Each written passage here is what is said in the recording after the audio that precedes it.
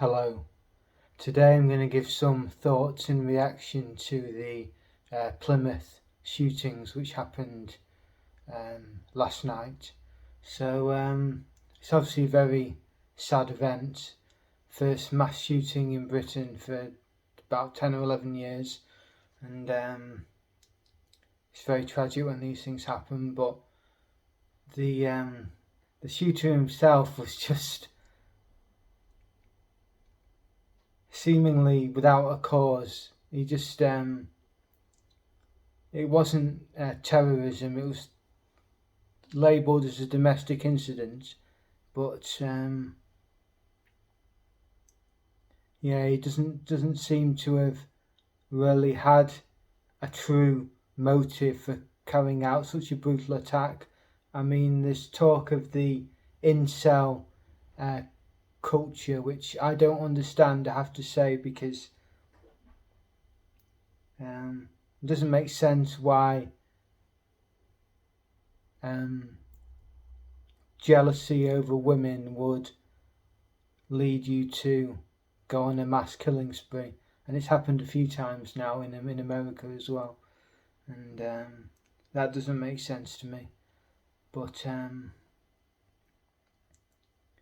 yes, his primary motivation seems to have been that he was consumed with bitterness, that he wasn't attractive enough to get a girlfriend, which is just so asinine, isn't it? It's just brutally pathetic, really. And I mean, anyone, if they really try, can get laid. It's not that difficult. You just got to set your standards lower, and you can get laid. So it's not as if it's an impossible thing. But yeah, it just I can't understand why it led to his bitterness. I've seen some of his video extracts. He was a YouTuber, and yeah, so it just doesn't register with me at all. I can't understand that mentality, and I've had a lot of mental illness myself, including delusions,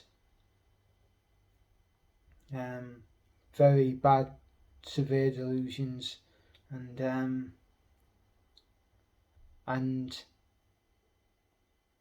I've well, I don't know whether to admit this on video, but I've not been in a relationship before, and that is due to a lot of long running circumstances, such as growing up. I went to a single sex school, and then when I finally got to university, I became severely ill, and then at work I was severely ill, and then I dropped out of work, and then I had to battle my illness and got sectioned, and all sorts went on. So it's just not occurred to me that I've had the opportunity to be in a relationship, really. And but it doesn't bother me in the slightest. I know that my, as I say, spiritual, intellectual, and creative goals are much more important than anything romantic.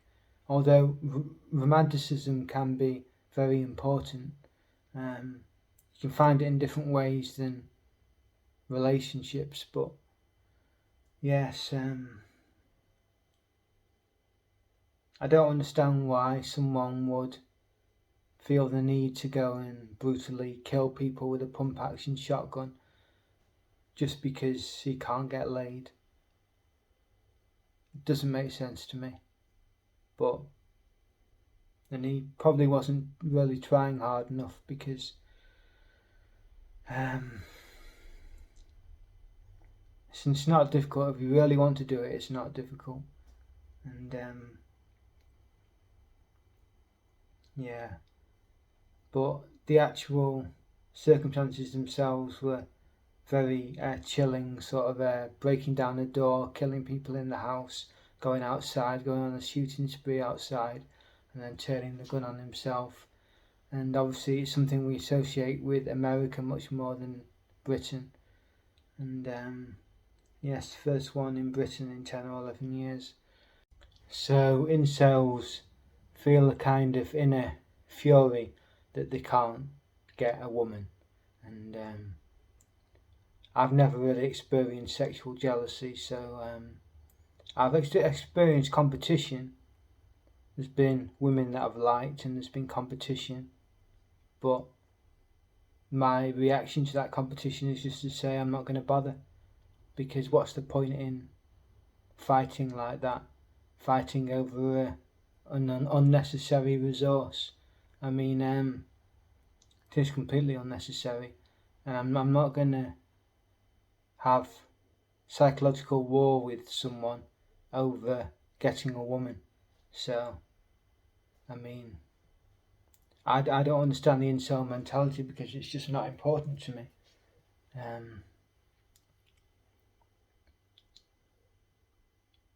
But maybe they don't have as introversive a perspective, because I like to create a rich inner world for myself, and for me, it's more important to be creative than it is to find a romantic partner. I mean, plus living with someone 24/7 is just not something I'd be able to do. But it's also, I read this on conservative Twitter, it's a reflection of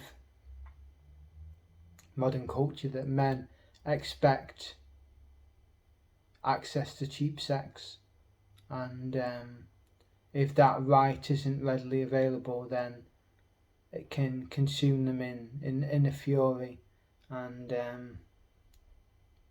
that's just a sad indictment of our culture. But it's also, as I say, it's completely asinine. It's like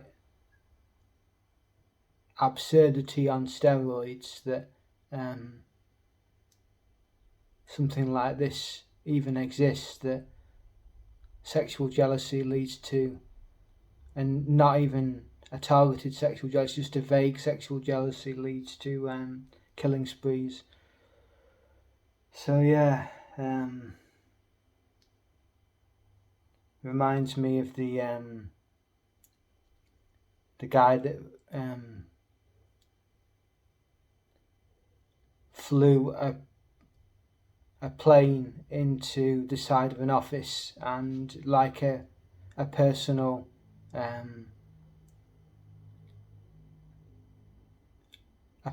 aircraft, one person aircraft, into the side of a building and died. And he had written a massive manifesto, and he was like, all the bitterness about the system. It was quite similar to the incel example, but it was like bitterness about the tax system and having to pay taxes and having to work long hours and everything like that. And he was really embittered by the system, and it led him to go on a suicidal mission, crashing his plane into the side of a building. And it just seemed so nihilistic.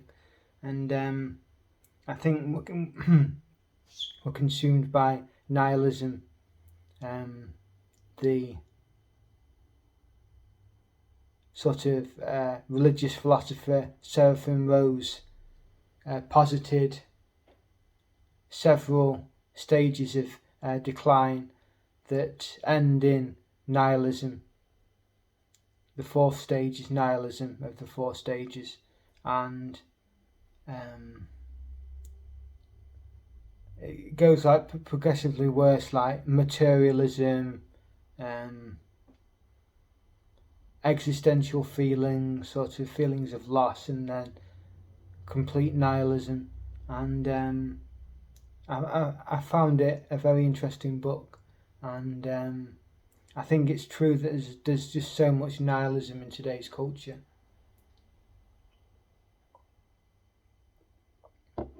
And that's what leads people to go on senseless killing sprees and things like that, and they don't have any purpose, and people have lost their spiritual purpose because we're so secular now. And can seem like there's loads of conspiracy theories going around, especially around COVID and the vaccine and everything like that. And it's just, and then there's bad faith as well, the existentialist concept. I don't follow existentialism, but the concept of bad faith is useful, and anyone who's an incel is in a state of bad faith because A, it's something that's easily remedied, and B, it's something that's just so absurd and inconsequential that there's absolutely no need to get so worked up. So those are my thoughts on the Plymouth shooting and the possible motivations of the killer. But yeah, it's just a very, very sad business, and obviously there's going to be a draconian backlash of some sort by the heavy-handed government, but that's to be expected. I mean, make the most out of a crisis. Every crisis is an opportunity to a government, so I think they're going to make the most of it. But yeah, that's my thoughts on that, so thanks for listening.